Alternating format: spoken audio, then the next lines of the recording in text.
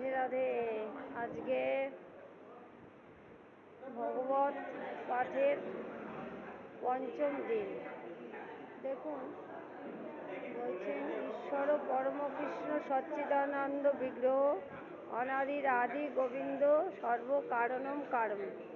ঈশ্বর ঈশ্বর সচ্চিদানন্দ বিগ্রহ অনাদির আদি গোবিন্দ সর্ব কারণম কারণ। সব কিছু কারণের মূলে হচ্ছেন গোবিন্দ। অর্থাৎ আমি করছি আমার এগুলো আমরা ভুল। ঈশ্বর পরম কৃষ্ণ সচ্চিদানন্দ বিগ্রহ অনাদির আদি গোবিন্দ সর্ব কারণম কারণ।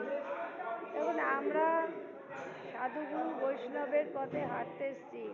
আমরা তার চরণের দিকে তাকাবো। কোথায় তাকাবো? তার চরণ রেণু আমাদের মস্তকে পড়বে এবং সেই রেণুর বলছেন মহাপ্রভু ক্রমে ক্রমে পায়জীব ভবসিন্ধুর কোল।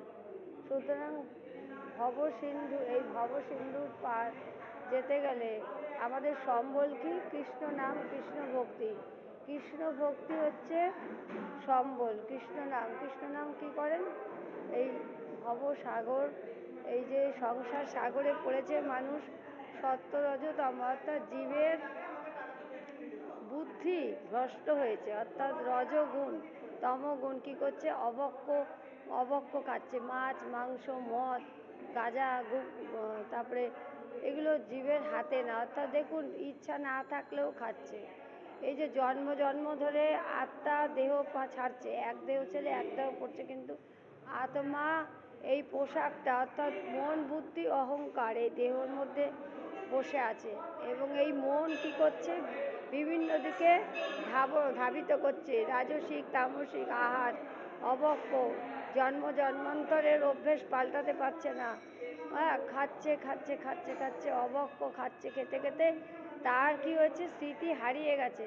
তার মাথায় মস্তিষ্কে তার নিজজন আপনজন, আপনের আপন প্রাণের যে সকাল। দেখুন, প্রাণ চলে গেলে কিছু থাকে না, দুর্গন্ধ বেরায় দেহ এক সেকেন্ডে যদি প্রাণ চলে যায় তো প্রাণনাথ, এই যে দেখতে পাচ্ছেন রাধা মাধব হচ্ছে প্রাণনাথ, তার চরণ আশ্রয় করতে হবে। রাধা মাধবই হচ্ছেন অনাদির আদি গোবিন্দ সর্ব কারণম কারণ। তিনি আমাদের নিয়ন্ত্রণ করছেন। ভালো মন্দ ছেড়ে তার চরণে নাম করুন। রাধে রাধে রাধে রাধে রাধে। জয় শ্রী রাধে শ্যাম। হরে কৃষ্ণ কৃষ্ণ কৃষ্ণ হরে হরে, হরে রাম